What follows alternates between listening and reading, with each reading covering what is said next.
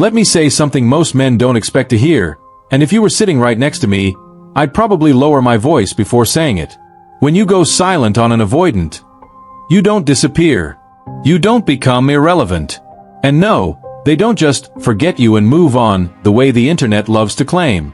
What actually happens in an avoidant's mind is far more uncomfortable, far more confusing, and honestly, far more revealing than most men are prepared for. Here's the controversial truth. Silence doesn't bring peace to an avoidant. It exposes them. Now, before you misunderstand me, this isn't about playing games. It's not about manipulation. It's not about trying to win a psychological battle. This is about understanding what's really happening beneath the surface so you stop making emotional decisions based on bad advice. Most men are taught that silence is power. Pull back. Match their energy. Let them feel your absence. But avoidant attachment doesn't respond to silence the way secure or anxious people do. Their mind doesn't say, "I miss him, let me reach out." Instead, it asks something much deeper and more threatening. Why do I feel uneasy right now? Avoidants are wired to avoid emotional intensity, not because they don't feel, but because they feel too much, too fast, without the tools to process it. So when you go silent, you're not punishing them. You're removing the structure they rely on to stay emotionally regulated. And that's where things get interesting. Because silence forces reflection. And reflection is the one place an avoidant hates being alone. In this video, I'm going to break down, clearly, calmly, and without exaggeration, what actually happens in an avoidant's mind when communication stops. Not the fantasy version. Not the TikTok version. The real internal process. This is for men who want clarity, not control. Men who want to stop guessing. Men who are tired of confusing emotional patterns and want to understand the why behind them. If you've ever gone quiet and wondered whether it mattered, or whether it meant nothing at all, stay with me. Because the truth might challenge everything you thought you knew. Let me start this section with something that sounds wrong at first. But stay with me. When you go silent on an avoidant, their first reaction is not relief. It's not freedom. And it's definitely not, "Good, now I can finally relax." What actually happens is internal tension. Now, most men assume avoidants love distance. And yes, they prefer emotional space.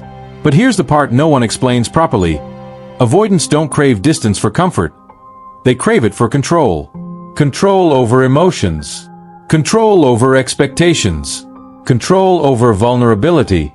So when communication suddenly stops, especially if you were previously present, consistent, or emotionally engaged, that control slips. Silence removes predictability. And the avoidant nervous system hates unpredictability. Here's the controversial part. Your silence doesn't calm them. It destabilizes them. Not in a dramatic way. Not in a way they'll admit. But in a quiet, internal way where their mind starts scanning for threat. Not physical threat. Emotional threat. Their brain begins asking questions they normally suppress. Did I mess something up? Why does this feel uncomfortable? Why am I thinking about this now? Avoidants are masters of emotional avoidance, not emotional absence. They feel, they just shut it down quickly. Silence interrupts that shutdown process. And here's why. When you're present, responsive, and predictable, the avoidant can stay emotionally regulated while keeping distance. They know where you stand. They know the rhythm. They know when they can engage and when they can pull back. Silence removes the rhythm. Now their nervous system has to fill in the gaps, and it often fills them with unease, not clarity. This doesn't mean they suddenly miss you in a romantic, emotional way. That's not how it works. What they experience first is internal friction. A subtle discomfort they don't like sitting with. And because avoidants are wired to escape discomfort rather than explore it, their mind tries to resolve it fast. Here's where many men misunderstand what's happening. They think, if they haven't reached out, it must mean I don't matter. That's not accurate. Avoidants don't move toward discomfort. They move away from it. And silence creates discomfort they don't yet understand. So instead of reaching out immediately, their brain tries to rationalize. This is probably for the best. I didn't need this anyway. I feel fine. So why think about it? But here's the catch. The body remembers what the mind tries to dismiss. And silence forces the avoidant to sit in their own emotional signal without the distraction of interaction. That's why silence feels heavier to them than conflict. Conflict gives them something external to focus on. Silence gives them only themselves. Now, I want to be very clear. This is not an invitation for men to use silence as a tactic. This is about understanding the internal mechanism, not exploiting it. Because if you don't understand this, you'll misinterpret their behavior and make emotional decisions that hurt you long term. Silence doesn't push an avoidant away instantly. It exposes what they've been avoiding internally. And that exposure is uncomfortable, even if they never say a word about it. That's the foundation you need to understand before we go any deeper. Now here's where things take a turn that most men completely miss. When silence stretches on, the avoidant mind doesn't sit there thinking about you the way you think it does. They're not replaying conversations line by line, and they're not emotionally spiraling the way an anxious person might. Instead, something more subtle and more dangerous begins to happen. They start rewriting the story. And no, this isn't about villainizing you. It's about protecting themselves. Avoidants survive emotionally by maintaining a clean internal narrative. I'm independent. I don't need much. I'm fine on my own. Silence threatens that narrative. Because if your absence causes discomfort, then it suggests something they don't like admitting, that the connection mattered more than they're comfortable with. So their mind does what it's trained to do, reduce emotional risk by reframing meaning. They start telling themselves things like, "This wasn't that deep. We weren't really aligned anyway. This is probably healthier." Here's the controversial truth most men don't hear. Avoidants don't detach by forgetting. They detach by redefining. And silence gives them the space to do exactly that. Now, this doesn't mean their new story is accurate. It means it's emotionally efficient. Their brain isn't asking, "How do I feel?" It's asking, "How do I feel less?" And this is where men often get confused. You expect silence to make them reflect on you. What it actually does first is force them to reflect on their own identity. Because if they feel unsettled, their sense of emotional self-sufficiency is challenged. And that's not something avoidants take lightly. So their mind shifts the focus away from the connection and towards self-protection. This is why you might notice something strange if contact resumes later. They may come back sounding distant, logical, or emotionally flat, almost as if they've sorted things out. What they've really done is create a version of the story that keeps them safe from vulnerability. And here's the part men need to hear clearly. This is not coldness. It's not indifference. It's not lack of impact. It's emotional containment. Silence accelerates this process because there's no external input to challenge their internal narrative. No reassurance. No emotional cues. Just their thoughts and their default coping style. Now let me say this calmly and directly. If you're going silent hoping they'll suddenly wake up emotionally and rush back with clarity, that's rarely how this stage looks. What happens first is internal organization, not emotional outreach. They're trying to restore balance, not connection. And that's important for you to understand, because misreading this phase leads men to either wait too long or re-enter too emotionally. Neither works. Silence doesn't make an avoidant confront love right away. It makes them confront themselves, and that confrontation happens on their terms, not yours.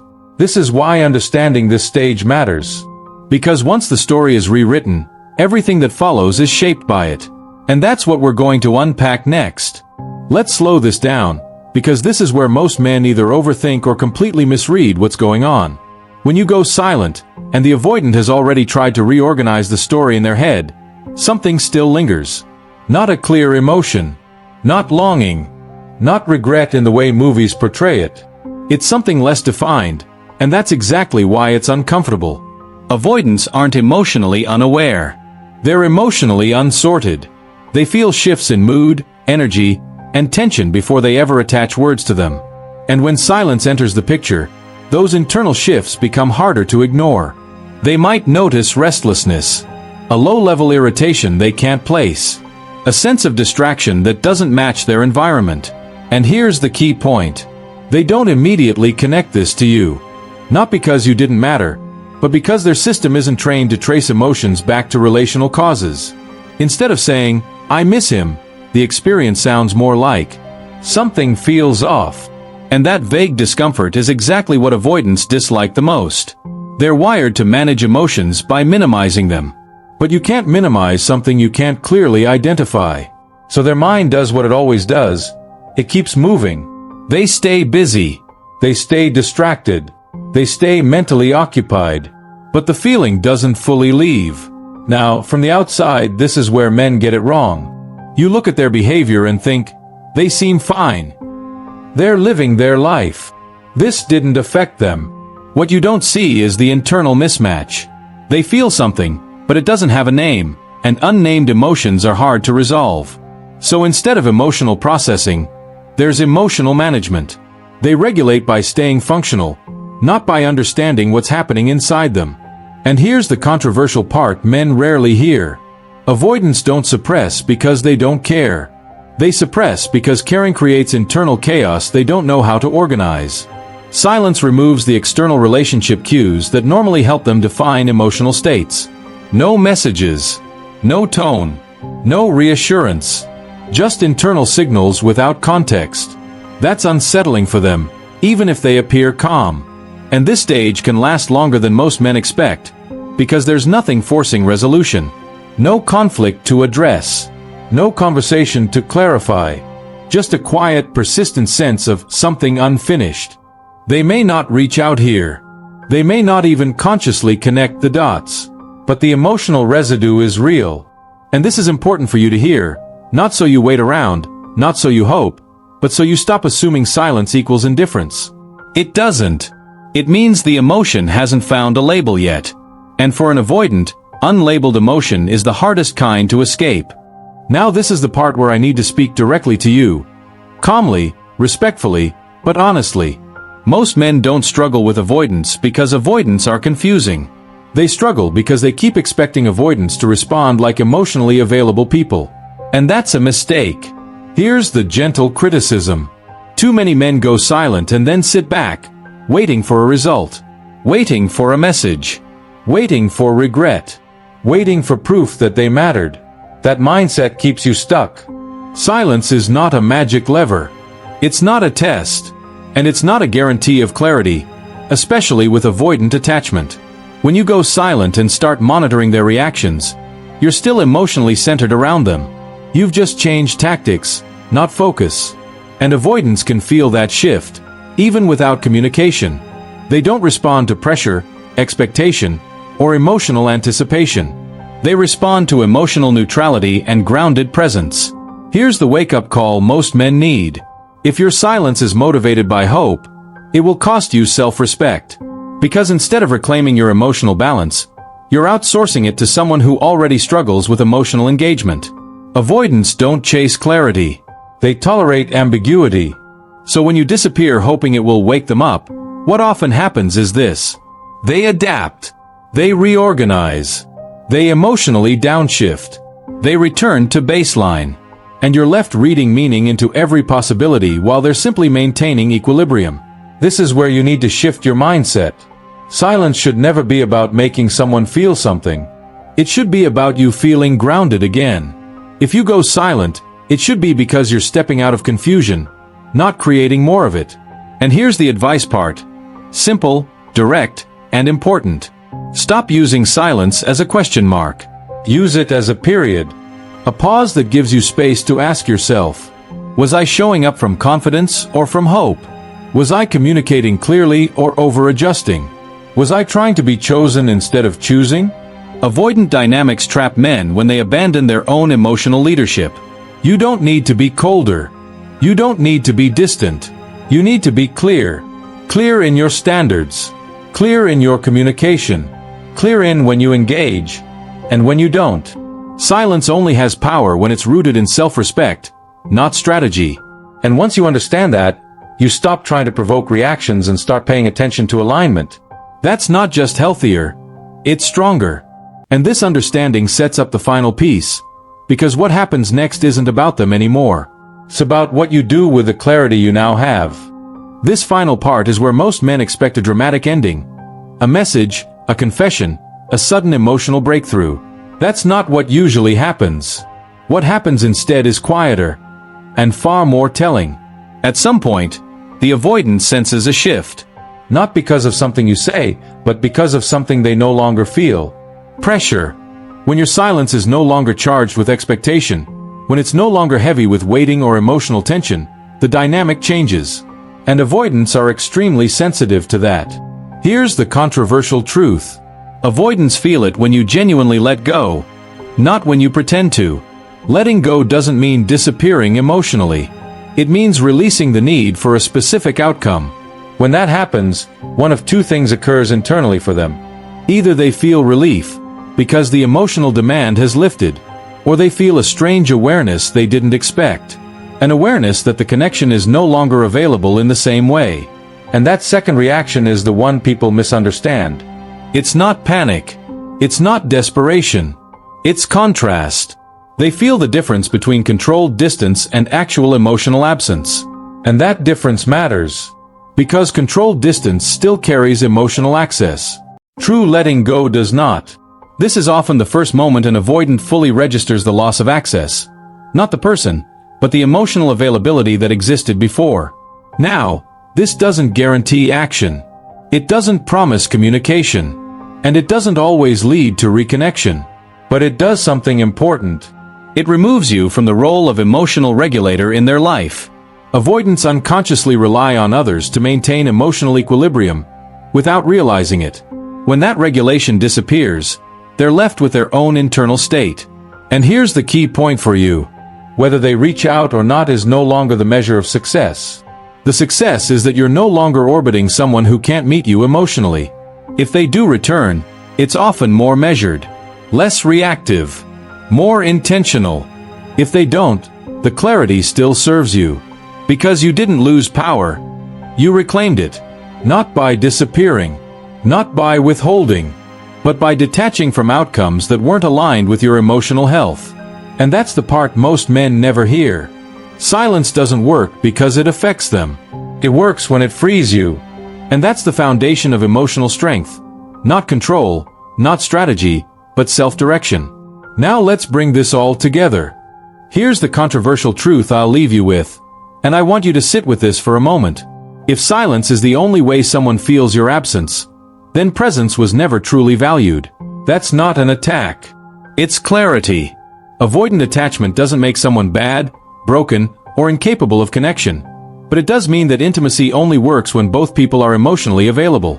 And no amount of patience, strategy, or quiet endurance can replace that. For men watching this, the real lesson isn't about whether an avoidant comes back. It's about whether you keep abandoning yourself while waiting. Silence can reveal a lot. About them, yes, but even more about you. Your boundaries. Your self-respect. Your willingness to choose peace over potential. If this video connected with you, I want to hear from you.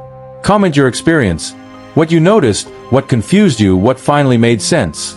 I read those comments, and I do reach out where I can, because these conversations matter. You're not weak for wanting connection. You're strong when you stop chasing it where it can't exist. And sometimes, the most powerful move a man can make isn't speaking louder. It's walking forward without needing a response.